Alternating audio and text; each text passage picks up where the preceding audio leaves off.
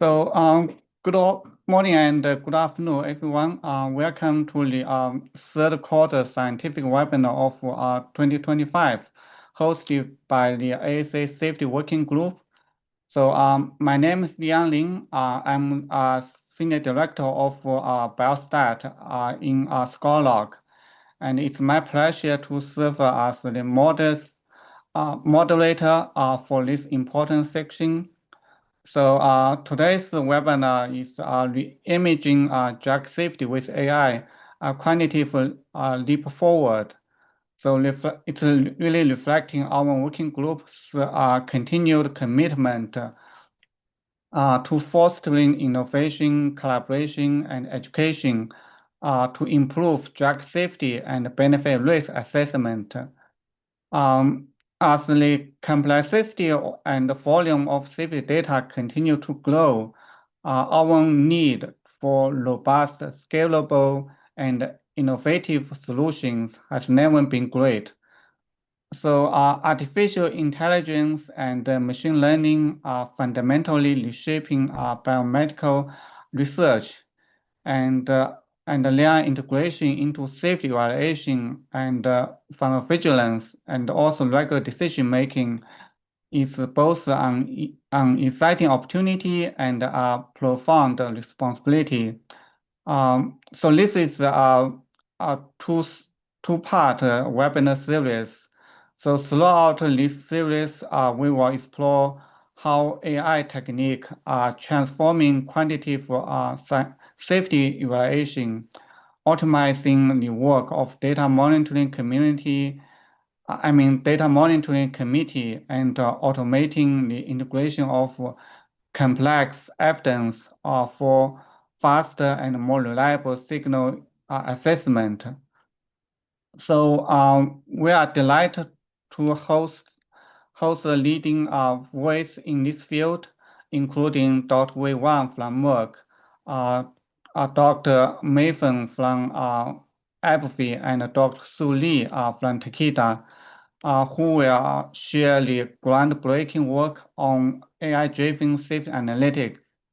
And also our distinguished panelists, Dr. Judy Lee and Tariq Hamed, will guide us through a provoking discussion on a couple of the sections. Before we begin, I would like to thank you everyone for joining us, and also I would like to thank you our working group leadership to who have really supported these webinars, and especially for participants from different time zone and background.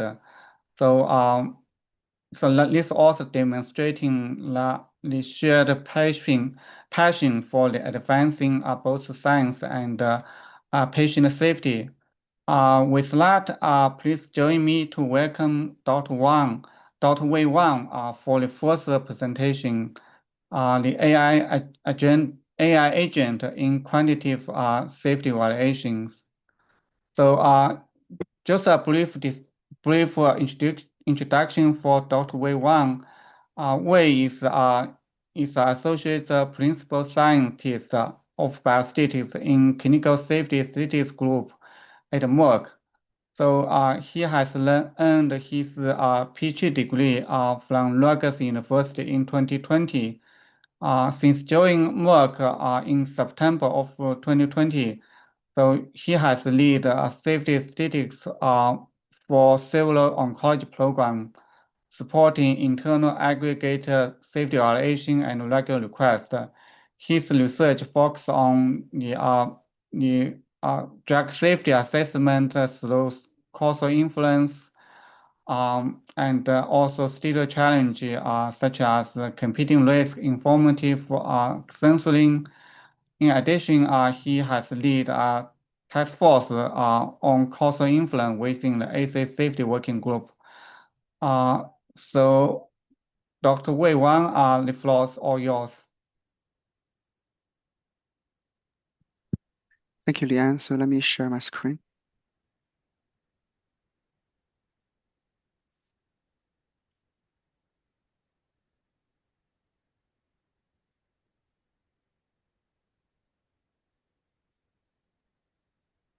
So can you see my screen now?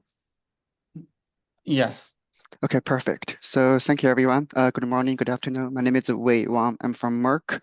My topic today would be the AI agents in quantitative safety evaluation emerging applications in the pharmacovigilance and causal inference. So this is joint work with Bill Wang, and we are presenting this topic on behalf of the ASA Biopharma Section Safety Scientific Working Group Workstream 2. So just a regular disclaimer. So all the opinions are our own. They don't reflect the position, policy, or practices of our employers. So first part, I'd like to talk about the motivation of this work. So first, let's look at what is quantitative safety evaluation and why it is important. So quantitative safety evaluation is a systematic approach using the statistical methods and the computational methods to assess drug safety um, for the entire product life cycle from early phase to late phase, and also post-marketing surveillance as well. So it is a cross-disciplinary approach that involves the collaboration not only in the biostatistician but also the safety scientist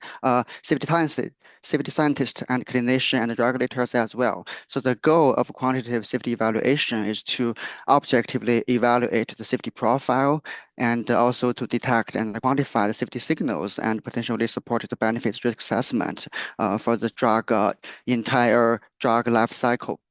So why it is important? Because the regulatory agencies require robust safety evidence for approval and the post-market surveillance. And this quantitative safety evaluation can also support the proactive risk management as well. So this is a picture I cited from the book published by the Safety Working Group. So this picture depicts the four important areas in the safety area. So accordingly, we identified four aspects that may present some challenges and also can be seen as opportunities as well. So the first part is the data complexity. We may need to, for the safety evaluation, we may need to integrate the data from diverse sources. And those data may have variable formats and they may have different qualities as well. So these are some challenges we may face. And um, from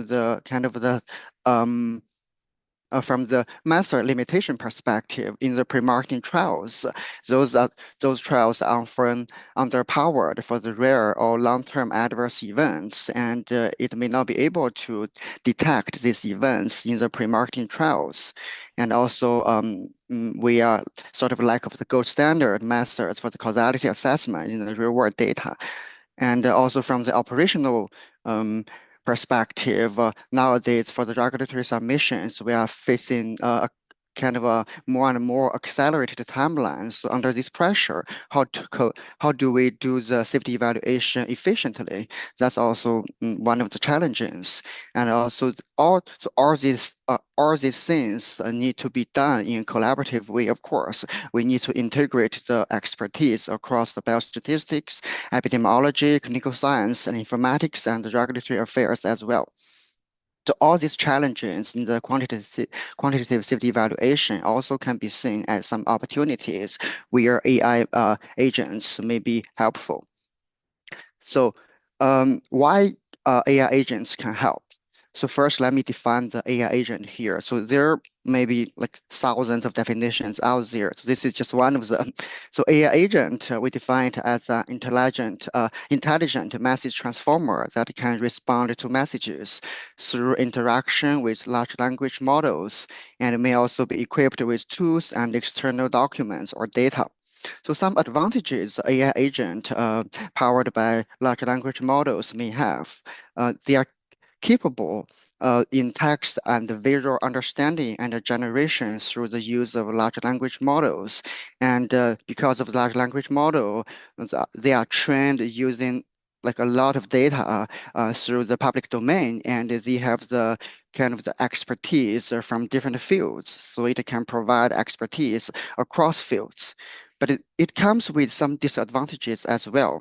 So in the large language models, the built-in knowledge is mostly based on the public domain data, and it has seen during the pre-training, so it has little knowledge about the private sector data, and also has a little knowledge about the data it hasn't seen during the training. Next disadvantage I like to mention here is in theory, the AI agent or large language model, it's a probabilistic next token predictor. So by default, it might produce some incorrect or unreliable results with a certain probability. So this is the so-called hallucination. And I know people are developing a lot of methods to overcome this hallucination issue. But again, this is going to be a very huge problem we need to face when we use AI agents through the large language models. So we have also identified a few key areas where the AI agents may be helpful.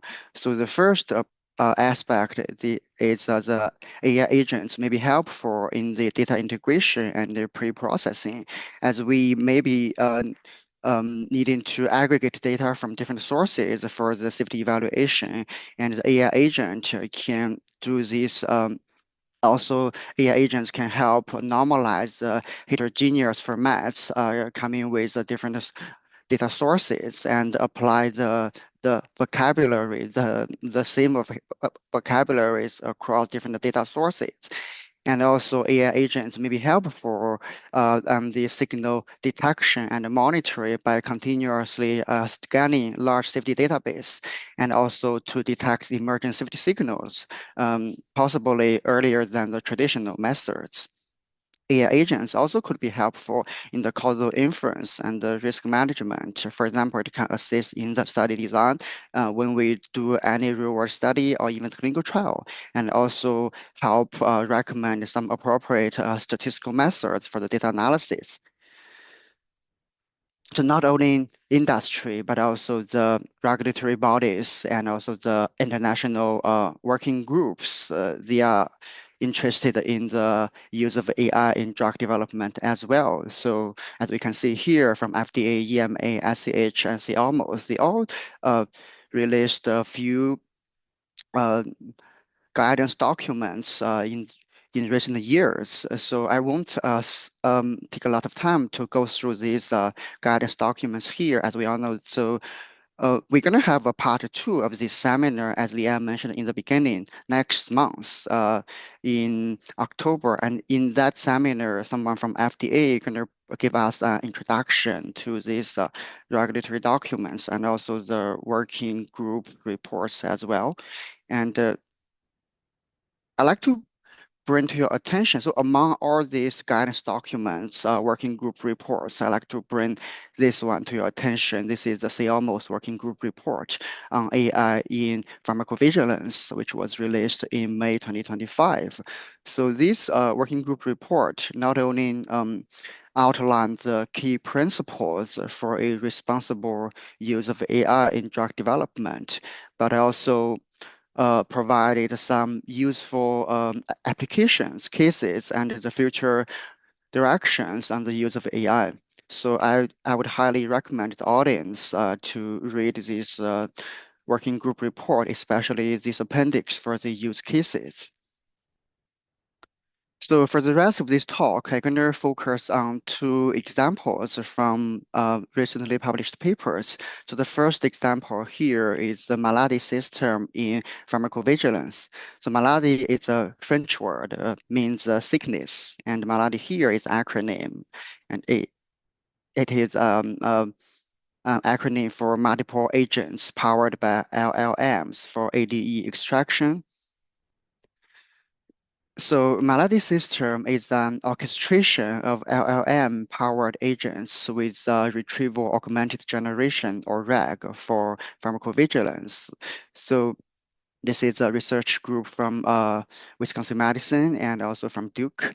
So there, there was a task they tried to achieve in their paper, which is actually quite common in pharmacovigilance, that is to identify the adverse drug events or ADEs from drug labels for a drug category. So this is not to just get ADEs or ADRs for a particular drug, but it's just for a class of drugs. And you need to summarize the ADEs for that class of drugs in a in a structured format, and it gives the prescription and it gives the practitioner some information, and also maybe gives the patient some information what they would expect when using this class of drugs.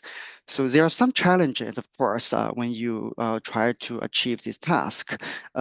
For instance, the names of drugs and the AD outcomes um, may vary from drug labels to drug labels. So you may say different names of the drug under the same class of drug, and you may say the different ADE names on different labels. And another challenge I'd like to mention here is the information about these drug names and the ADE outcome names. It mm, not always in a reader-friendly format, and oftentimes the buried in large amounts of narrative texts, and it's very difficult for a human to try to extract the information from multiple drug labels and summarize them just maybe in a short paragraph. There are already some attempts people have had to attack this task. So people tried to use the traditional natural language processing method or deep learning methods, but both methods are not good at the text understanding and the generation. And some other people, they tried to use off-the-shelf agents. For instance, the ChatGPT, just use it from the website.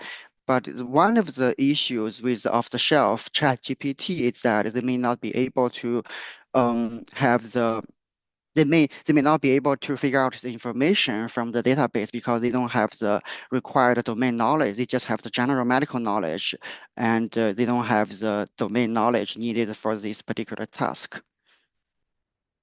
So how Maladi works. So in this Maladi system, they basically divide this whole task into different subtasks. Three different subtasks for this case. So they have the drug finder, drug agent, and the category agent. So these are three different agents. And each agent is responsible for one subtask. So for instance, the first one, drug finder, are going to find out the representative drugs for the drug category of interest through the access to a clinical database. And the second agent, the drug agent, are going to get the side effects or adverse drug events information from the open FDA database.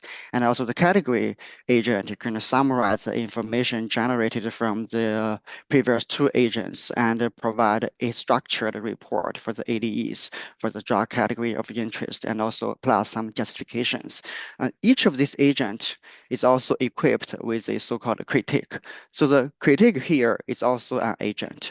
This agent will not redo the work the corresponding agent has done, but instead it's going to review the results from the corresponding agent and make sure the results is reasonable, is medically reasonable.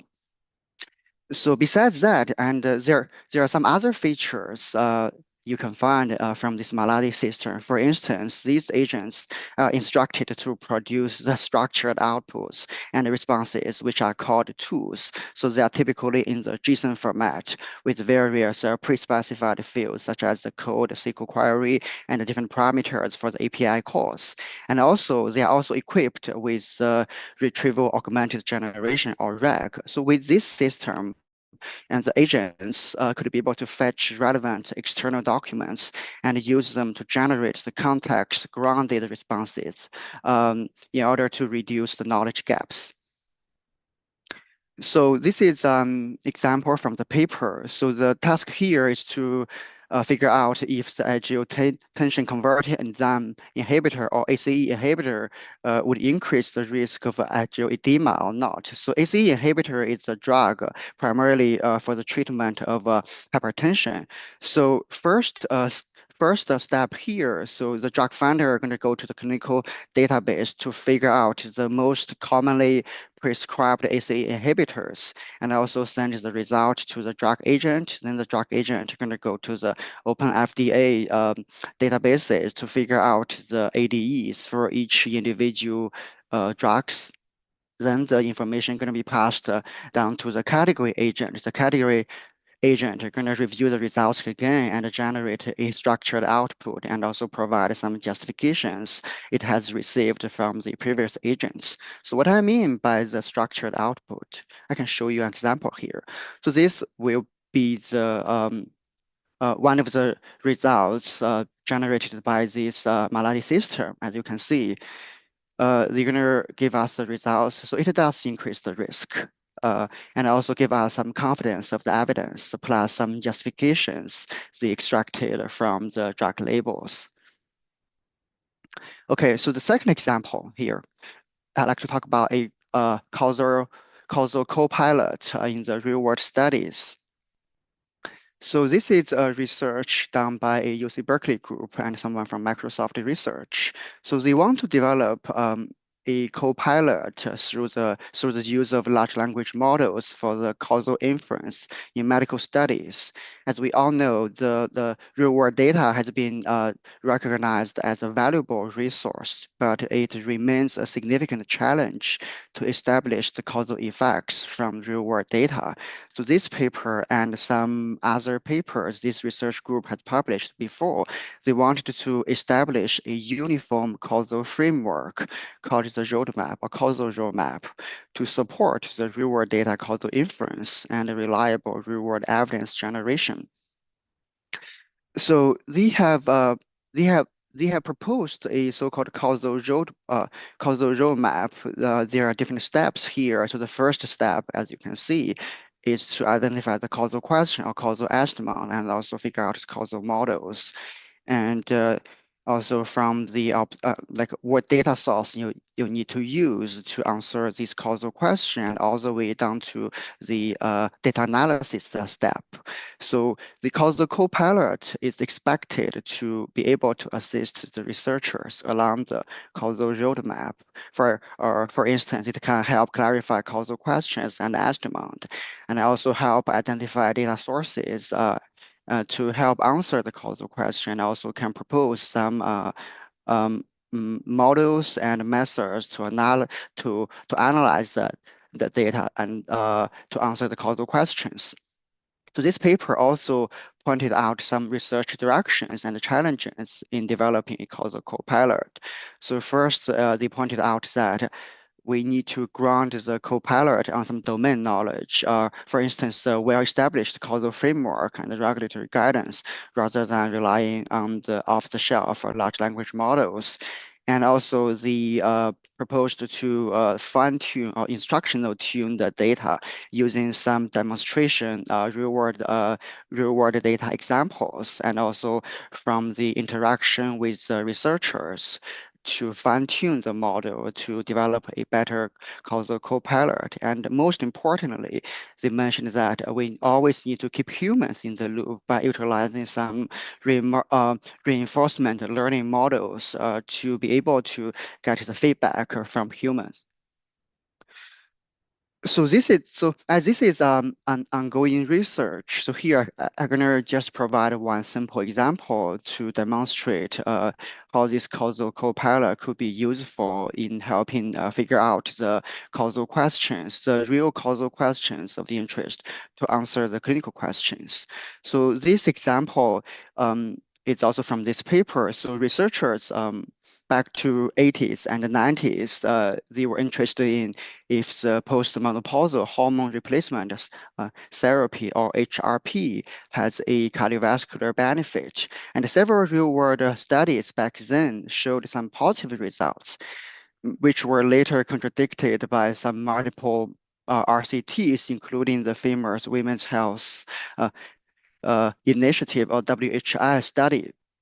So when people nowadays looking back to carefully look at their causal questions of the interest, they figure it out. And also as through the interactions with ChatGPT, also as pointed out by the ChatGPT that the research question or the causal question was incorrect because the researchers at that time, they incorrectly compared the incidence of cardiovascular events at that time in women who were currently who were then on HRT and those who were never on HRT. So these are basically the prevalence users.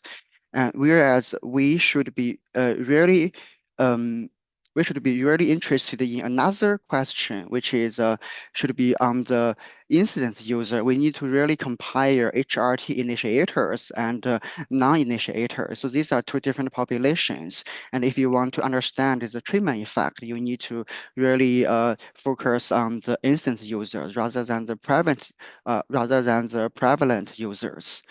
So this example demonstrates that through the use of ChatGPT, or broadly, we can call it causal copilot, it can help us to clarify the causal question or causal estimate to really figure out the the real question of interest to answer the clinical question of interest.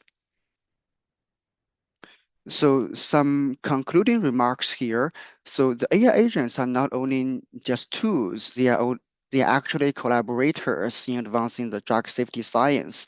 The quantitative safety evaluation can benefit a lot from the use of AI, from the integration of diverse data to detect some safety signals early and may support some causal resonance as well. So the regulatory bodies across the world is actively shaping the future of this field. So signaling a future where AI is embedded in the pharmacovigilance and the real-world evidence generation. So the two case studies I presented today, like the Maladi and the causal copilot, they both demonstrate the promise, but also the challenges as well. So of course, we always need to collaborate across disciplines, which is essential to harness AI's full potential. I'd like to conclude my talk today by the last remark here.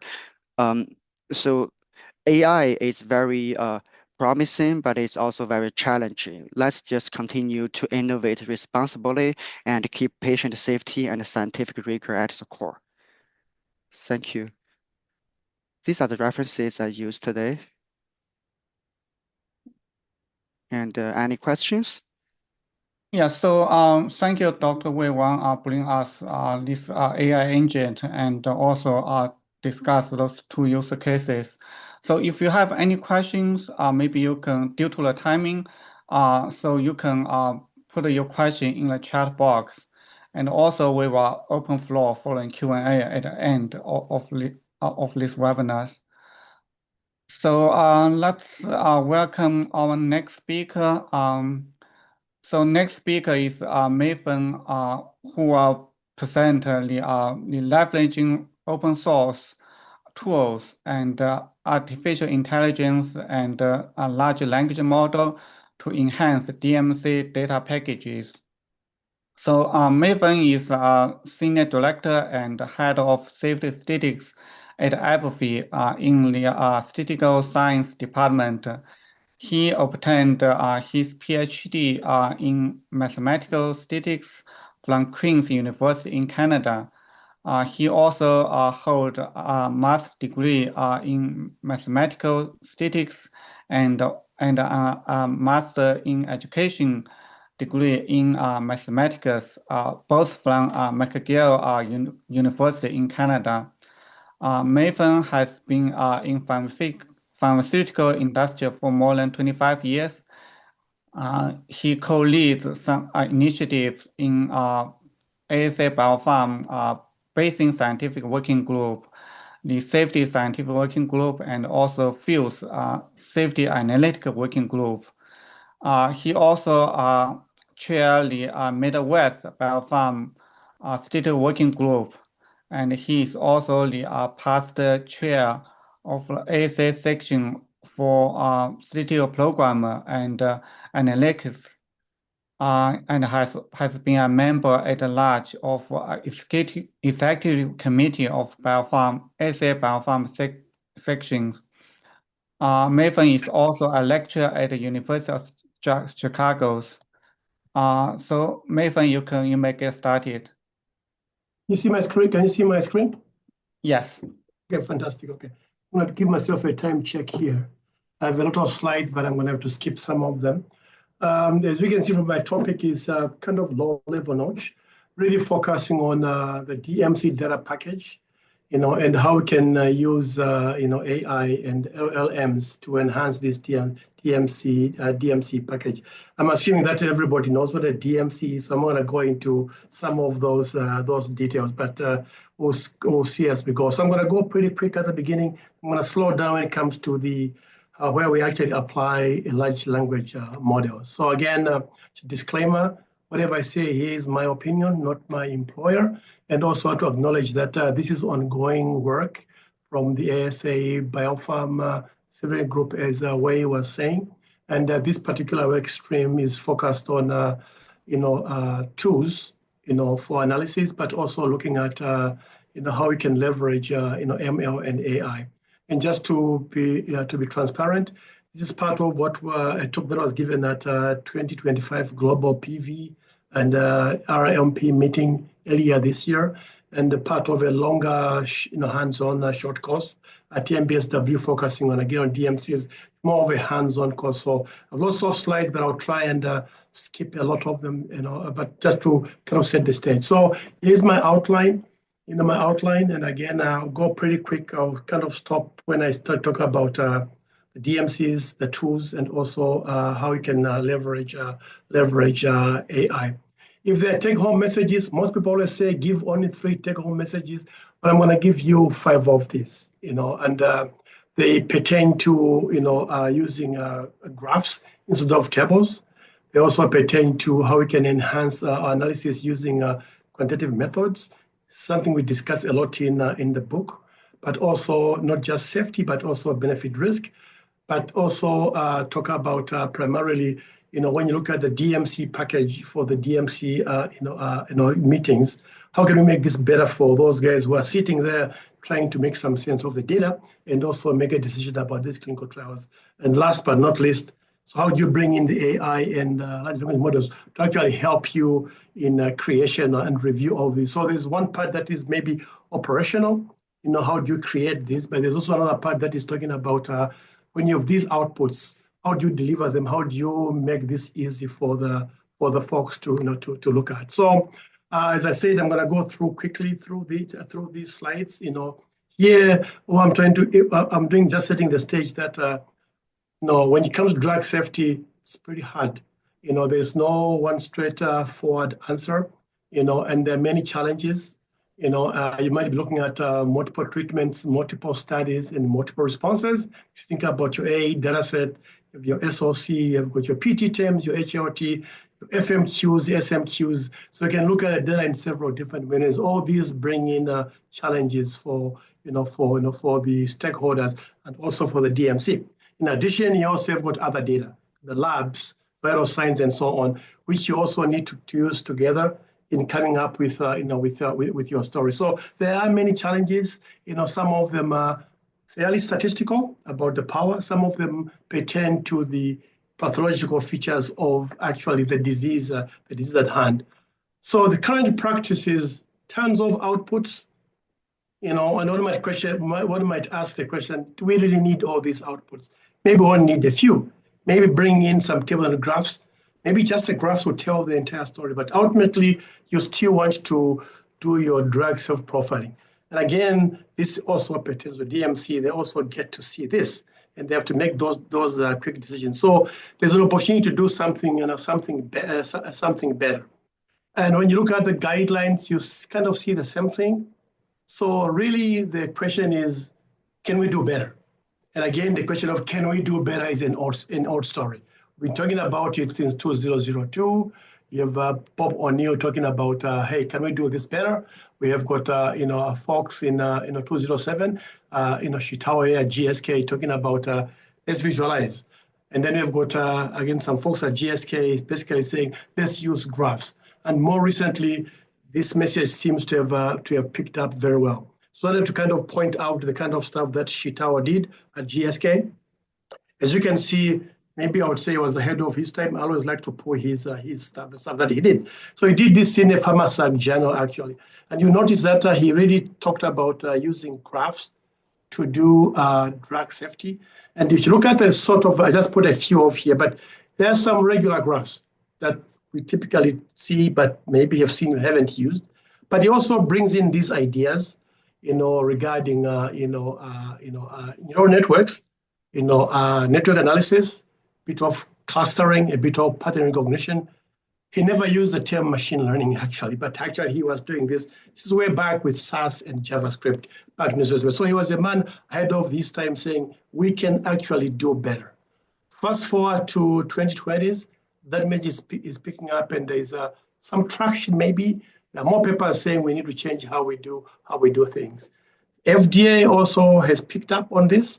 They've talked about, hey, let's use graphs, and here's why you should use graphs. And these are the folks from Division 7, which is biometrics, drug safety, and again, they kind of push this idea of when should you use graphs and why should you use graphs. And this message gets picked up again in 2022 with the FDA's, suggestion on pre-marketing safety. There's a newer version of these documents. I'm just giving you this link because that's where we're going to see the background in some of the discussions regarding this topic. The other thing to think about is, well, how do you bring the stats, versus the medical stuff, right? Well, turns out some folks already talked about this. How do you convince someone that actually bring in stats work, statistical thinking, or as Wei said earlier on, quantitative safety is going to help you? Well, you can leverage the tier 1, tier 2, tier 3 method. Again, a paper very highly recommended, but it kind of helps you to look at drug safety, by thinking about, your safety issues and how you can cluster these and think about where you're going to do a lot of, maybe both this testing on inference and where you'll be doing signal detection and some other routine reporting. But this must be put in the context of drug safety itself. When you're thinking about medical review, what are you actually doing there? And again, this is probably driven by a lot of these guidelines, but it's almost like, what's the big picture? And after the big picture, where do you focus on? In the FDA's new guideline or concept paper, they use the term, the screening and then the deep dive or targeted analysis guide. So again, I do encourage you to take a look at those pictures. The other thing is to think about, well, if you don't plan ahead and think about what you're going to do with your safety data, then what you're going to end up is a bunch of outputs. So how do you do this properly? One way is to actually think about what are the safety questions that I'm going to be asking. They have to do with maybe the incidence, maybe severity, duration, maybe relationship, maybe their recurrence, and so on. So you can actually pose a kind of a bunch of questions, and that drives your, your analysis, that drives your, your tables, that drives your graphs as well. And this paper from the folks at Novartis kind of hints on you have to build your tools and your tools and graphs with this in mind. Kind of put the question at the center, and that will drive the tools that you develop and everything else that comes afterwards. In terms of quantitative methodology, there's a lot out there. I'm not going to go into this, but again, you see the message being given here that you have to start using this quantitative methodology to help you in your decision making in terms of drug safety. And this could be graphical. It could be maybe under the frequency paradigm. If you're looking at more decision making, maybe you're looking more into the Bayesian framework, or maybe more distributional aspects of the data. And again, that message seems to have picked up, all the way up to the FDA kind of talking about, hey, how do you apply statistical methodology in clinical safety to actually help you tell your story better? And these methods should be appropriate and correct. And again, I invite you to go take a look at some of these methods, some of these discussions here. And again, this is more of a look, it's all here. The sophistication is out here, how you can do this. Just a small sample. There's a whole lot more, but definitely there is room to do this, to do this better. Then there's the issue of how do you use graphs? Well, again, not a new story. Again, going back to 2002, we are talking about it. Bob O'Neill talks about it in this particular paper. You've got Frank Harrell basically kind of hinting on do this better for DMCs. You also have him talking about, hey, leverage high quality graphics. And this story kind of picks up, in the DMC world of saying, well, let's use more graphs. Let's use more effective visualizations. Let's also try to summarize both benefits and not harms. Sometimes we tend to focus a lot on the harms, but not on the benefits. But really, as a DMC person, you're also looking at the big picture of, is this actually beneficial? So you're really talking about benefit risk. And again, that kind of picks up in 2020 during COVID, where Tobias Mons and Tim Freedy talked about, in fact, if you use these graphs that are also interactive, this will actually help you to pick up a lot of what you might miss if you're just looking at the tables. And then 2018, the idea again is picked up in terms of well, for a DMC, how do you want to look at this? Look at this properly. And again, you see the idea of what are the questions that you are actually interested in as a DM, as part of a DM's review? Well, here are some of the questions, and again, I invite you to read this paper. Reports to independent DMC committees, an appeal for clarity, completeness, and comprehensibility. Fantastic paper to read through. There were several suggestions. One of these has to do with what are the questions that you are actually trying to ask, and more recently. Again, the idea of how do you tell the data story? How do you fine tune this your outputs? And again, you see the idea of well, what are the questions that what are your questions that you are looking at in a DMC meeting? But also with those questions, what are the graphs that you can actually look at? So that idea is really fundamental because it also carries on to the idea of how do you now use these large language models. And just some, I'm going to go through the details here. Some of these ideas are pretty new, are not new rather. People have talked about them. Frank Harrell did a bunch of nice things about make these DMC reports interactive, and he used R and R Markdown behind the scenes. Again, I invite you to go look at what he did in his presentation. And the idea of you also should also be looking at benefit and risk. Well, we've come up with methodologies now to look at benefit risk in a quantitative way, and you can always implement this as part of your DMC work. And in addition to that, others have picked up the call to say, well, maybe I should actually develop a tool specifically for DMCs. So these folks, I think they're at probably, I can't recall the company. So they wrote a very nice paper about how should DMC reports look like in the 21st century. We need better tools for decision making, and they wrote this fantastic tool, which you can download, freely here, on the GitHub page. But it does a bunch of the outputs and some of the things that were mentioned in those earlier slides about what are the graphs, for adverse events, and how do you end up creating a patient profile, make this profile actually interactive. So, and there are other guys who have made a similar efforts. I'm not going to play these videos. So, in the end, the question is, how do you now use these large language models? Well, turns out you can do a bunch of things. One part is obviously operational. How can I use this to create in a timely manner, package, and also help with interpretation? Prior to and during the DMC activity, and also post DMC. How can you also, really harness visual analytics? So there is some low-hanging fruit of I can do this very, very quickly by using these actual models in terms of code interpretation, data wrangling, debugging errors, and so on. That's more operational, but by using these models, you can do this fairly quickly. But there are also some advanced method, things that you can use, some of the things that you saw from what we was talking about. How about creating these analyses that actually do a little bit more than just creating, but actually help you with analysis in terms of exploration? Can I beef up these outputs so that people can drill down, they can be interactive, right? Can I also leverage different modalities to deliver this, right? And can I also enable the stakeholder to actually interact with the data, interact with the tool? What am I seeing in the data? What is it telling me? And what's the best way to do this? So really trying to move away from what I call the hype, but some other real cases. Well, turns out in our exploration, there's several things that we actually have seen.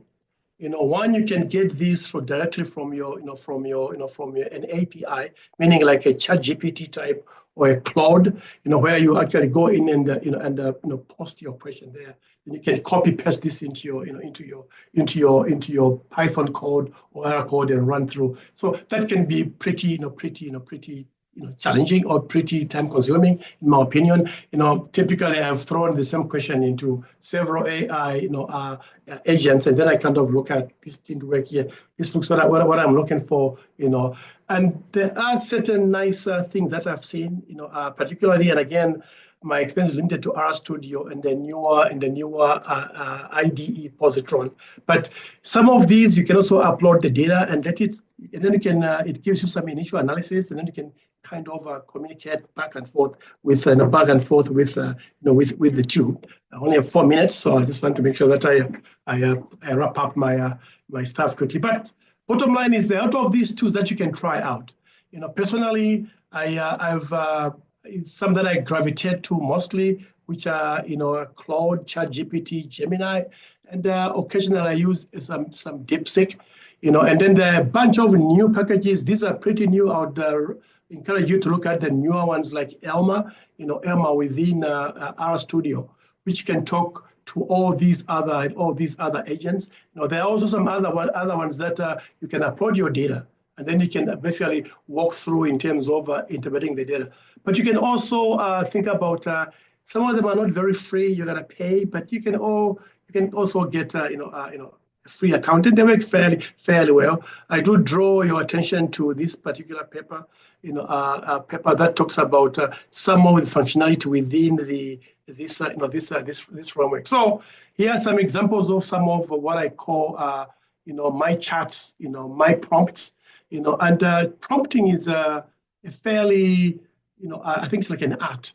You gotta get good at it, and you can see some of my terrible prompting, and some of the stuff in blue, kind of tells you me going back and forth with the agent, and some of them showing me how lazy I got in terms of doing all this. But these slides, these are YouTube videos particularly from Joe Cheng and Winston Chang at POSIT. They've done some fantastic work on how to use these tools. I'm gonna play any of them, and I'm just gonna jump to the oops. Okay, thanks. So sorry about that. So here's an example from Joe Cheng on how you can actually create these tools, and enable the end user to create a shiny assistant, to kind of communicate back and forth in terms of create this tool for me. But I want a little bit what data I have available behind the scenes, or can I also behind the scenes? So there's a prompt and then and a response from the tool. You can also prompt an analysis. Can you analyze this? But I only want to see folks above 70. So go ahead and do this for you. Can you also help me interpret what this is? So as you can see, there's a lot of opportunity to actually help us at the front end, but also during the review, in terms of what our stakeholders are looking at.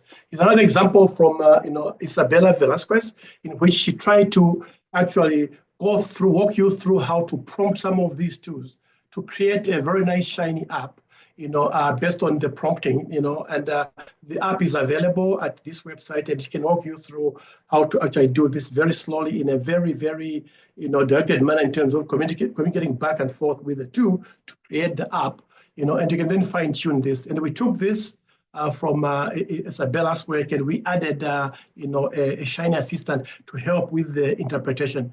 And we also went back and forth to say, well, what if I actually pay, make a payment to some of these tools, but maybe ask a different set of questions. And you can see here in black, that's my prompt, and again, you can see what we were saying about hallucination. I was asking, are you familiar with ADA data sets? And here was the answer that I got.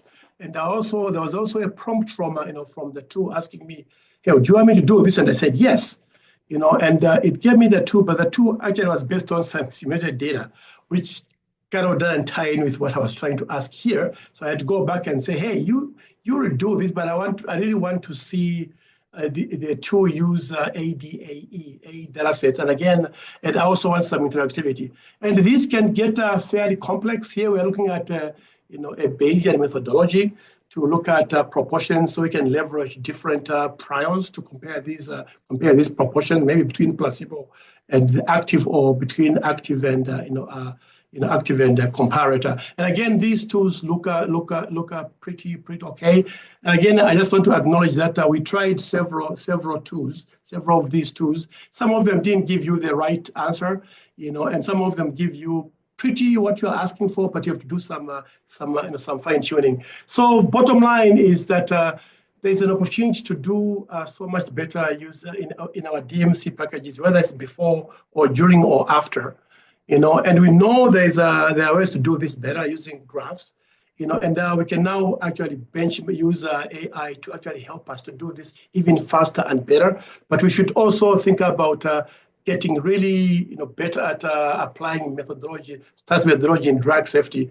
Ask the right questions, use graphics, and as we pointed out, you are collaborating with your clinical team and also with the stats, and with that said, here are some of my closing remarks. I'm not going to read all of them, but the bottom line is there's the idea of graphs, there's the idea of making a better package, there's the idea of using AI to do this faster and help the stakeholders, and the more we see these being asked for across the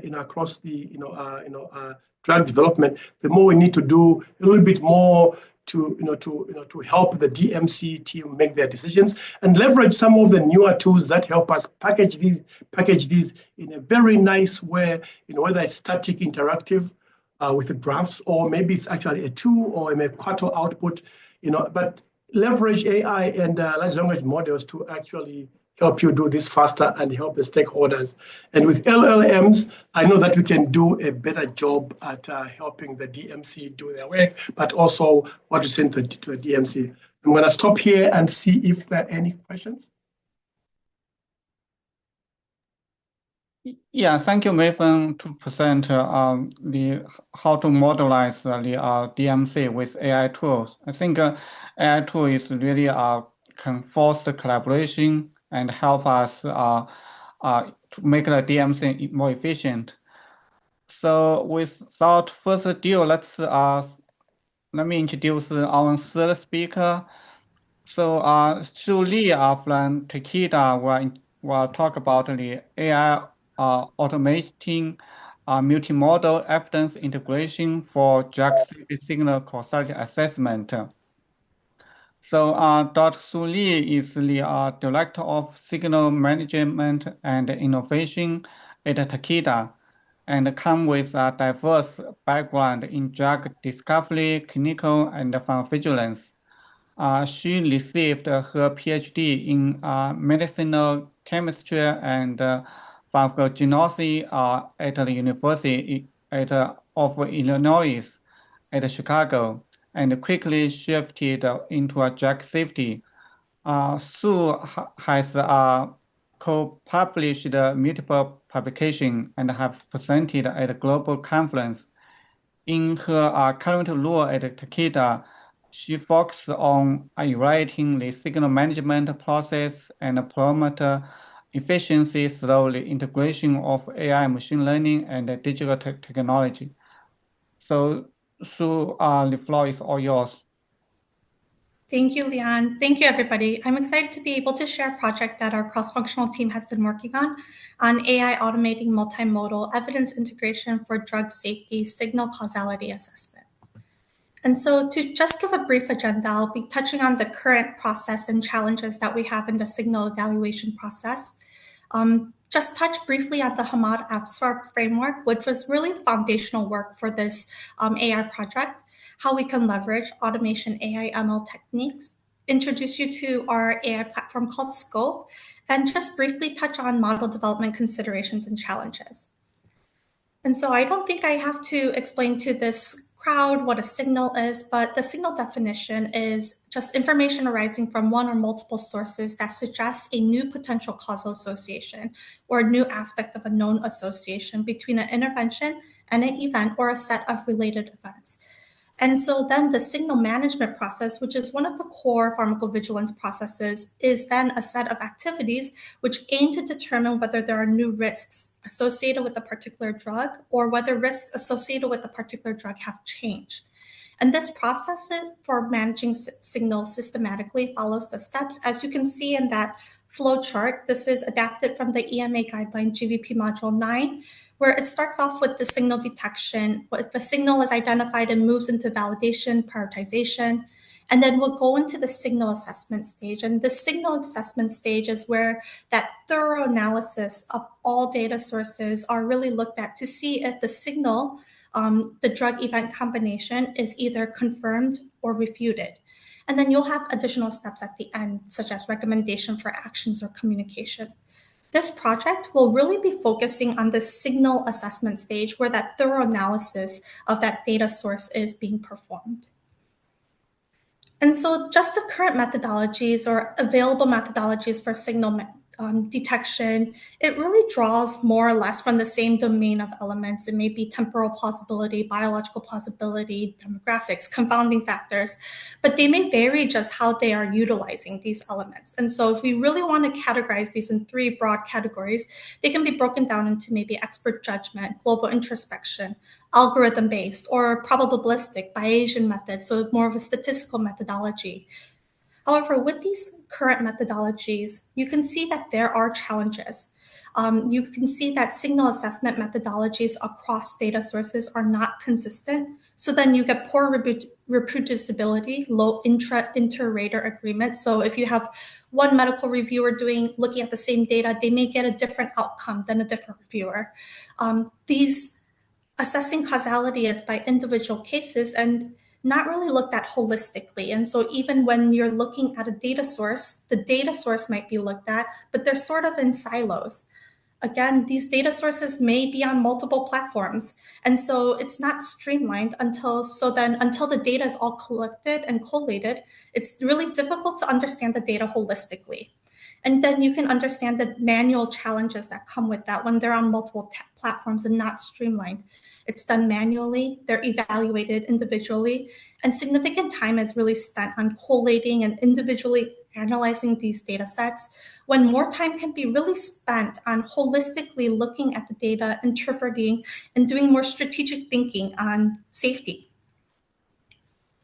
And so to mitigate some of these inconsistencies, I want to introduce you to a framework called the Hamad-Afsar framework. And this framework proposes a holistic framework for causality assessment that utilizes a combination of the different methodologies that we just touched on in the previous slide. And I also did link below Dr. Hamad's paper from 2023. He's also on the panel after this talks for any further questions as well.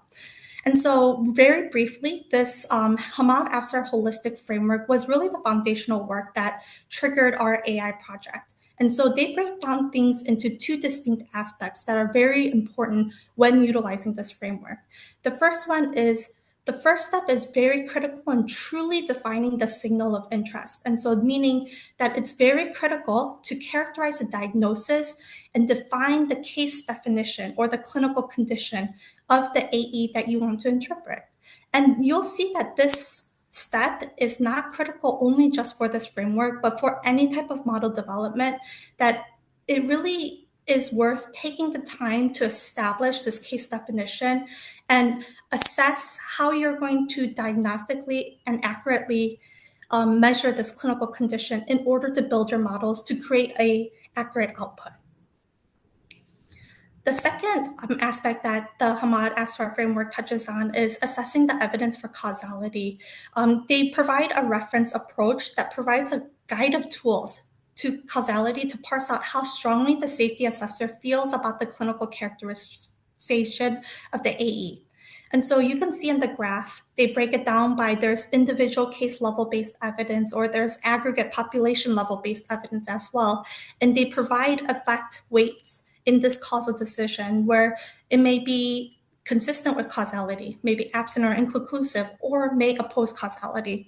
And this proposed qualitative weights reflect the effect of the sources of evidence on judging causality in order to frame the safety assessor's thinking, as well as help them look at the totality of the evidence in a more qualitative, structured way. And for more details, again, you can go to the link and look more into the paper for further details. But stepping off of this with the idea of a proposed qualitative weights, we thought about how can we then leverage automation. It's going to be essential to be able to utilize automation, AI, ML to explore now different data sources, and then also try to facilitate some of these different activities that are maybe done manually. And so we identified 4 different ways. And so first, can we identify and facilitate accessibility to most informative data sources? Now bringing in multiple data sources into one to make that holistic decision. Can we automate the manual process to collate and prioritize review of evidence for our clinical reviewers? And then lastly, can we develop data visualization platforms or some type of output or support tool for insight and ability to assess the available evidence, and for the safety assessor to be able to holistically analyze multimodal evidence to make more informed decision-making and more rapid decision-making as well. And so that is how we got into our AI platform called SCOPE. It stands for Signal Confirmation Using Omnichannel PV Evidence, and we developed it as an AI-driven integrated safety platform designed to support the confirmation of safety signals with precision, speed, and transparency.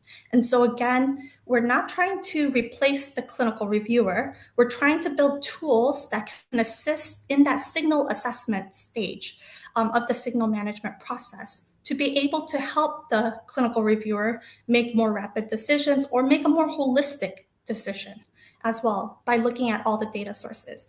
And so our idea of this platform, I know it's very busy, this flowchart, but starting all the way from the left, the idea is that can we data integrate from multiple data sources into one platform, have the AI platform automatically data prepare, line up a model or match up a model for each data source so that it can be automatically applied, have the model evaluate and assess its generalizability, and ultimately infer some type of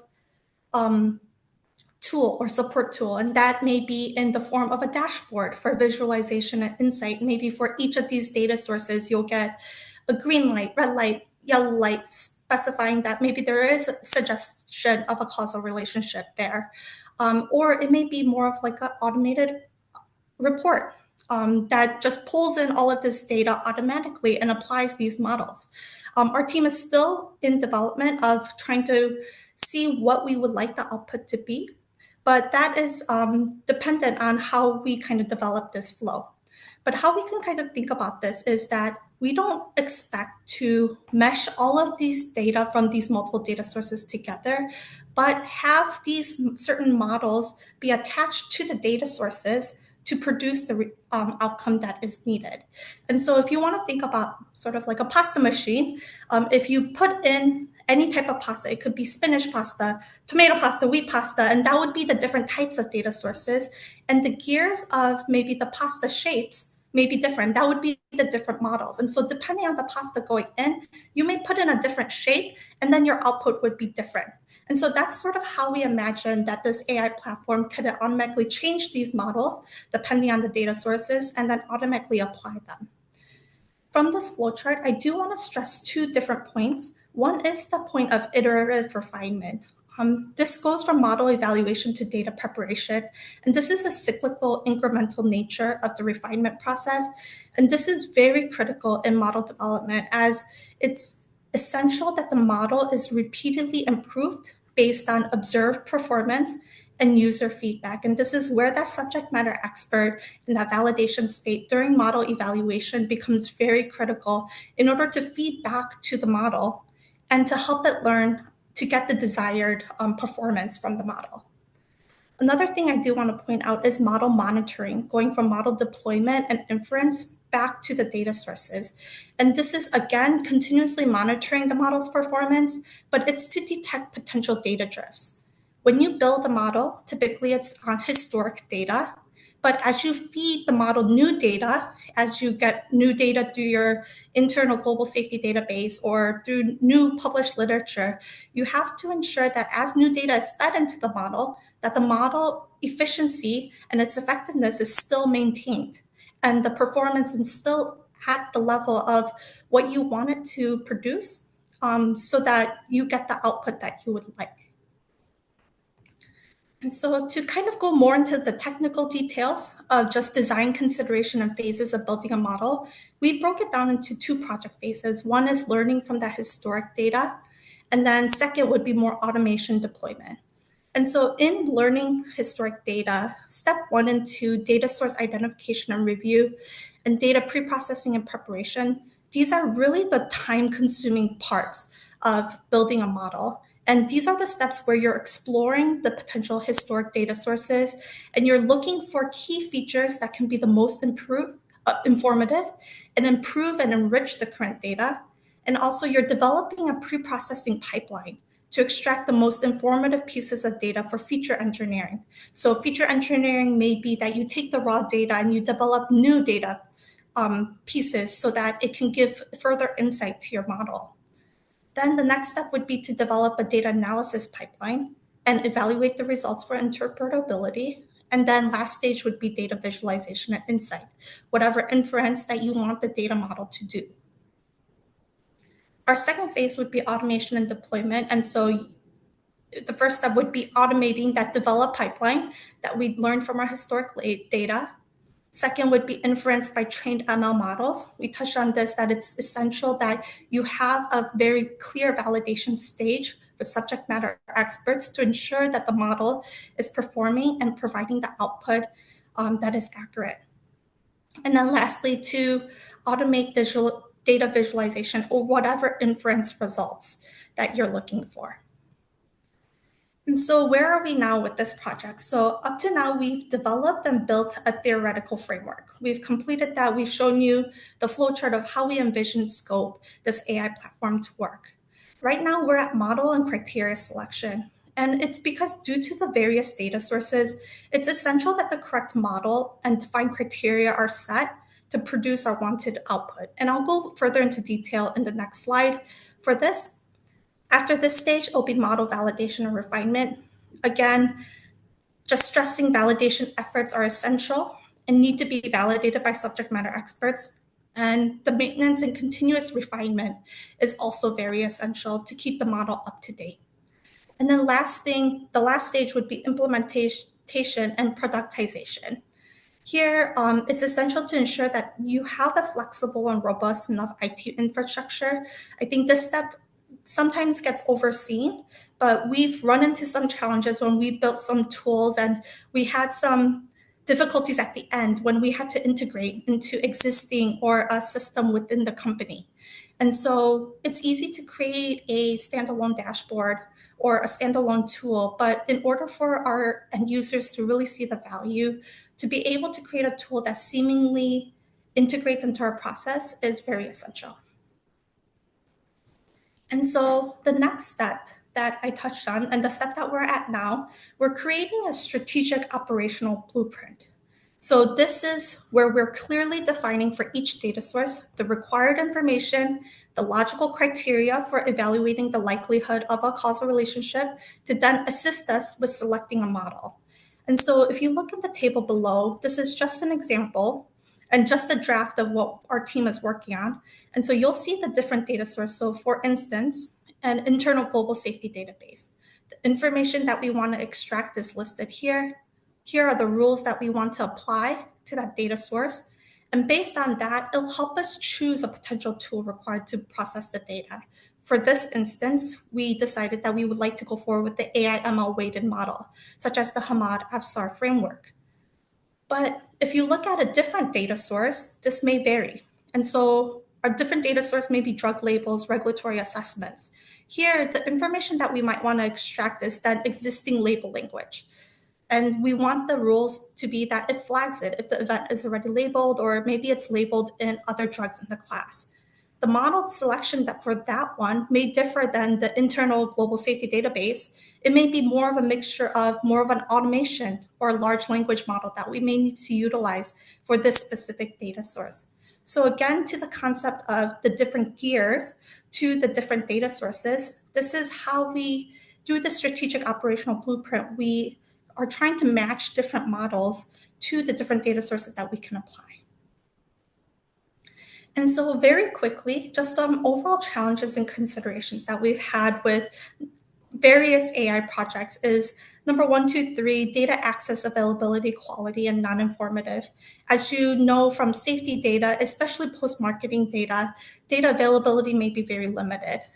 There may be some missing values. And so it creates a situation where the data set might not be informative enough to represent or develop a reliable predictive model. And so you can see where the team will have to make some assumptions, or they'll have to take a lot of time to do feature engineering or that pre-processing step in order to find what are the key critical criteria and the data set that we need to be able to create a reliable model. And then the other things are data preparation, pre-processing, model reliability, but I also do want to touch on the domain knowledge and expertise. Like I said, the SME knowledge during that validation step is very essential, but also is knowledge sharing before we start our project or any type of AI ML project. We found that especially when working with the cross-functional team, and I'll show them later, we have people from data sciences, stats, safety SMEs. It's very essential that you keep a common understanding from the beginning of knowledge sharing, whether that's safety or statistical methods, model development, so that the end goal is very clear for the whole team. And really, this step shouldn't be underestimated. And so I hope that throughout this presentation, we're able to touch on the Hamad ASA framework, which addresses some of these key limitations, and it applies a standardized application of weighted evidence. We're able to show you the proof of concept of scope, which is a multimodal evidence integration to create an automated AI platform to support the confirmation of safety signals in that signal assessment stage.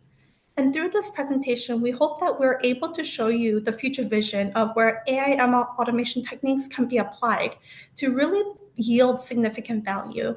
This can enhance early decision-making based on a holistic approach and really grow efficiency through reducing manual effort for signal assessment.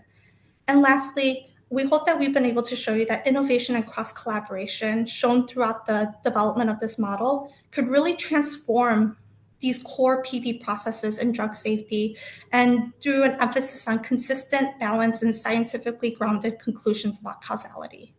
And so with that, I do just want to recognize some of my team members. Again, like I said, it's a very cross-functional team where we have leaders in safety, stats, data science colleagues, data engineering, automation colleagues as well.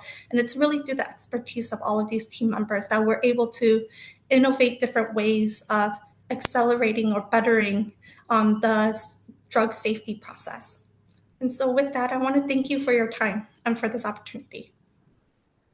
Yes, thank you, Sue, to bring up this important topic.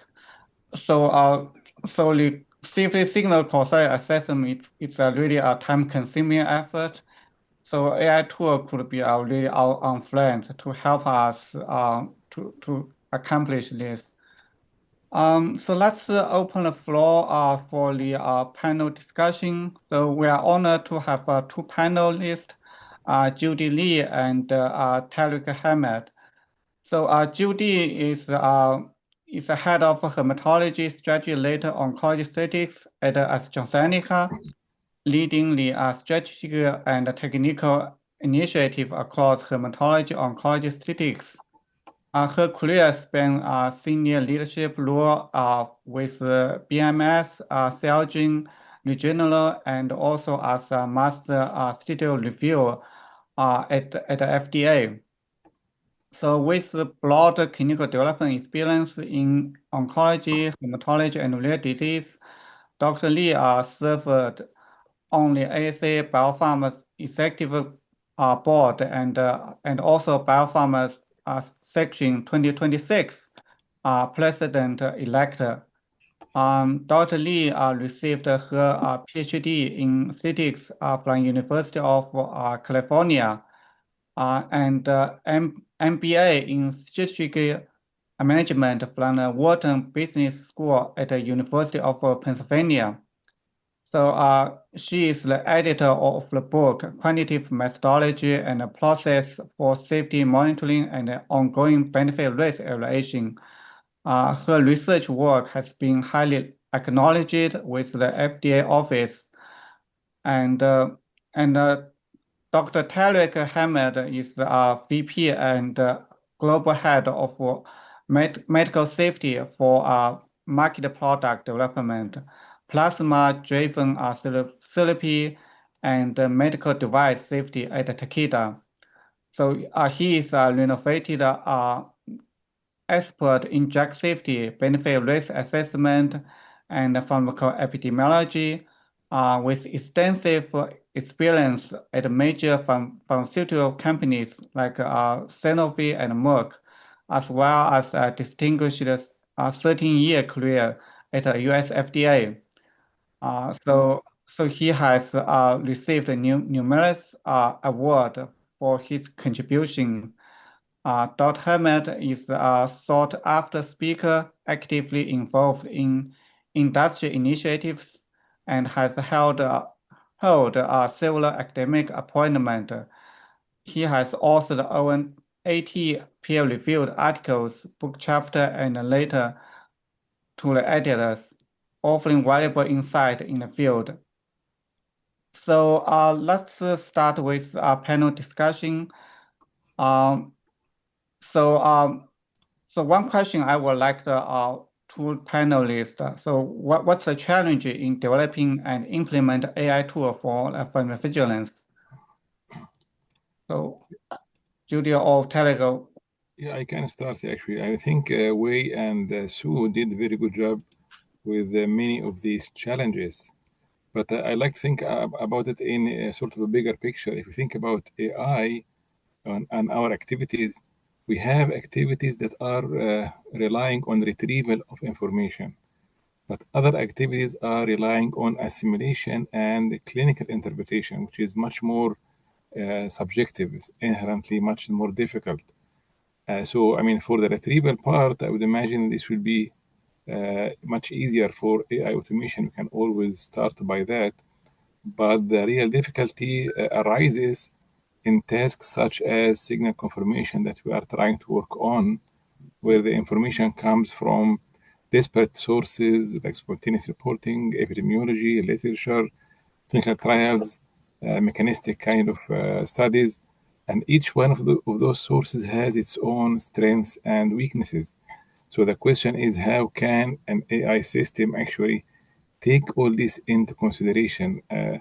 I'm not sure if it will, the current generation at least is well equipped for that, but only time will tell. I think this whole field is being developed and it accelerates very quickly.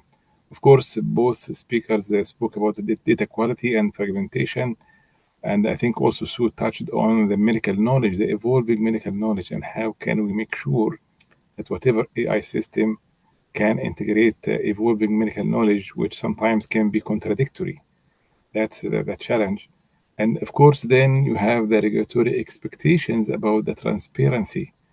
Basically, you cannot, they will not accept black box kind of approach. There has to be some way to interpret and defend whatever output these AI systems can produce. And of course, you have the operational integration where you have to integrate whatever, I think Sue also touched on that, whatever system into existing PV workflows. And that's another challenge. So hopefully all these challenges will be addressed in the upcoming. I would say I would normally say years, but I think with the acceleration of the AI, it might be a few months before all this is being overcome. That's great. So Judy, do you have any comments for three speakers? Yeah. So I agree with Tarek. First of all, I think pharmacovigilance workflows rely on, the processing, triage, and analysis of massive volumes of structured and unstructured safety data, including all sorts of data. And then those tasks are very time-consuming and repetitive, which really makes them well-suited for automations by AI system, which can a lot of time rapidly extract, classify, and prioritize the adverse event signals more efficiently than just manually review alone. And then for safety analysis, a lot of the time we're focusing on hypothesis generating. I think that's also where the AI could play an important role assisting what we've done now. So I could not agree more with all the presenters with all the great cases, user case for AI. And then speaking of the challenges, I also agree with Tarek, but I'll just add on a little bit on top of what he said. I think data quality and fit for purpose is very important because the foremost obstacle, I think, is to ensure that all the database used to train and validate our AI model are truly fit for purpose, which is talking about the relevant, reliable, accurate, and complete and tractable, especially in the pharmacovigilance field, where clinical decisions rely heavily on a lot of the real-world data, and often we see noisy or incomplete data. So meticulously document all those is very essential. And then the early stage and data acquisition, cleaning, augmentation, and processing must be transparently recorded to ensure meaningful audit trails and regulatory review. Well, AI tools can assist in identifying missing data or duplications. I think another challenge could remain in how to implementing robust strategies to address the gaps and then support the causal inference without introducing new errors or biases. I think Sue also commented on this quite a lot in her summary slides for the challenge. And on top of that, bias, representativeness, and interpretability of the complex models are important as well. Tarek mentioned that mitigating the data bias, lack of representativeness, and class imbalance is critical. One of the topics we often talk about it whenever we work with data and utilize AI. The challenges escalates with adaptations of advanced neural networks, for example, and deep learning models, which are often called black box models. And those are all have a limited interpretability. And that's where it goes to another challenge that I think is that human can work smoothly, seamlessly with the AI agent together to make the best decision, make the best interpretations, and bring the final utilization of our pharmacovigilance data and safety data to a meaningful interpretation conclusion. Yeah, I think that's the important things we need to recognize before we implement these tools. So any comments from these three speakers on these questions? Yeah, well, question. Melvin, go ahead. You can go ahead first. Yeah, I was going to say that I can't agree with you more, both of you, Judy and Tarek. When you're looking at data from multiple sources for a medical safety assessment, you're trying to look at some collective evidence, how you build these models to actually help, I want to say speed up, but actually go through the workflow to arrive at a causality assessment ultimately. The data you're putting in and how you are training these models, it's going to play a big role in how useful they are. As you correctly pointed out, you give the same info to one MD, another MD, and they end up with a completely different conclusion about causality. And I've seen this all the time. So how do you actually tease that out? And how do you make the data reliable from different sources, given the quality of the data, or you're looking at different data sets and ending up with different conclusions. In one, there's a confirmed signal; in the other one, well, not so confirmed. So then you got to bring in the human part. Then the question becomes, how do you have these machine learning models coexist with the humans? And that's not an easy answer, and easy, in my opinion, not an easy question to answer. This question to answer.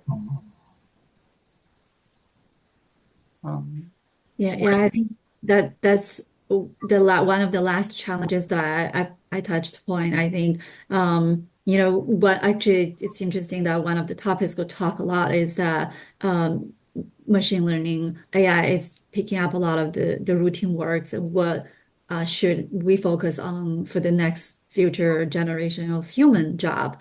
And I think one of the very important job it is to figure out how we can work well on managing the AI agent to out all those potential like hallucinations, the data fit for purpose, and what is the best model to utilize to analyze the data. And I think that's where we really want to think about it well. And there could be like a couple of things I could already think about. If A is like when we build different agent for sure within each agent, we want to make sure that within the agent's field, the agent's doing a great job. But also at the meantime, it's not like a human-free agent. So we need to constantly check the results, make sure the agent is doing the good work and try to avoid hallucination. And that's where we need to find a good common ground to say how much is not too much to interfere with the agent, but how much is not touch the agent at all. Right, I agree. I think another aspect I like to emphasize that I think I heard these two concepts as well from different presenters and panelists: the low hanging fruit and fit for purpose. We definitely need to. I think this is just in the beginning of the use of AI. We need to fit for purpose. We don't have to create an AI agent that for all purposes. We just to pick the low hanging fruits and just to achieve the easiest task first, and then we can kind of eventually go to other kind of harder tasks as well. But in the beginning, we just I think a fit for purpose is the key. I agree with Wei, and that's why I think with the platform that we presented as well, it focuses more on touching on those mundane tasks, those time-consuming tasks, the automation, instead of focusing on jumping all the way to decision making by this AI ML model, which brings its own challenges as well, and a lot more things to think about and consider, especially when you go into that stage of AI ML development. Yeah, that's really a good point. So due to the timing, so let's open the floor to the Q&A from audience. Any questions from audience? Hi, this is Nusrat Rabi. I'm at Regeneron, and great presentation. I think a lot of my colleagues are listening in. Thank you all. Thank you to ASA. I just wanted to say something that I feel statisticians should be aware of. That is, as AI helps us get more efficient and even generate evidence where a human might not be able. We're at a stage with AI where it can actually do some independent thinking. But I think we also have to remain vigilant of structural bias. And I think a couple of your speakers have pointed this out. I was at NIH earlier in my career, and the AI model was putting African American patients at the bottom of graft receiving list, just like the human bias lists before. So when we aggregate data, we will be aggregating signals, for example, on diseases and drugs that are more in majority population or in wealthier, well-characterized medical notes. So I think it's very important to have that fit for purpose and that vigilance for the human intervention and looking at Are we getting the signals that the sponsor is expecting, or are we actually getting the signals that might be hidden in the large volume of data? That's all. I just wanted to bring that to your awareness. Yeah, thank you for the comments. Anything more add from this speaker or the panelist? No, I think I would agree with my colleague, because there is actually a paper that showed that how the AI model reflect the bias in the clinical practice, which is very interesting. They provided the same information to the model, but with different race, and then the recommendations were different. It is actually published. So I submitted myself an opinion paper to reflect this on the PV area, and it will be published out soon. Yeah, looking forward to see it published. Any more questions from audience? Yeah, if not, let's conclude this webinar. So before that, Michelle, are you able to pull the poll questions? Yeah.